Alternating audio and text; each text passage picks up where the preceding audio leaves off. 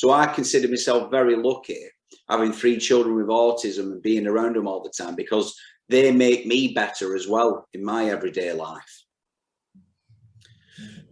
Can I ask you two a question while I've got you?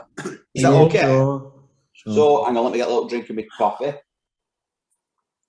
So with your autism, did your mums and dads tell you that at a certain age, or were you aware of it yourselves, or how did it come about?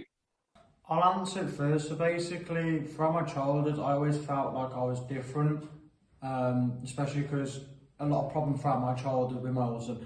I used to have really big anger issues, but it's kind of like decreased, but it used to be worse in my childhood because I didn't know how to control my anger, and I used to get like very agitated, especially with maths, because maths has been like my weak point all my life. I still struggle to this day, and I try to revise as possible. But I got told that I was on the autistic spectrum later in my childhood, so I always get the year wrong, but I didn't find out until like late primary school, like maybe like year 5 or 6. Like I didn't know, so then yeah, my parents ended up telling me, but I found out late, so I didn't realise I was autistic. And when you found out, was it like, oh well, at least where you used to get angry at things like you say with maths, did you kind of think, oh well, thank the Lord, now I know why I'm getting angry, and it helped you to deal with that better?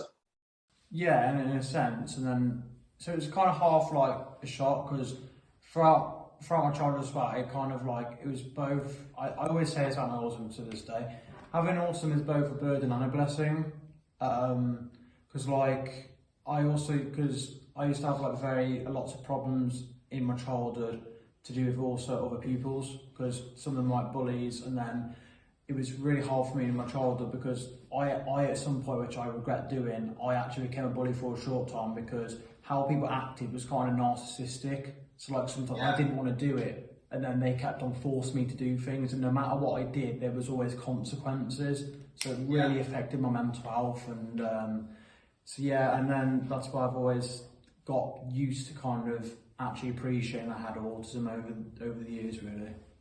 I bet it's now when you think, right, we're all here chatting on this podcast and the stuff you're all doing now, when you think about the moments from your childhood, it's like a million miles away, isn't it, to where you are now, which is a really amazing thing, you know, to be doing this from what you were just saying then about bullying and then being on the other side of that and being angry with things and understanding things or not understanding things, to now doing something like this and getting on with your life. You know, for me as a parent, that's amazing to hear.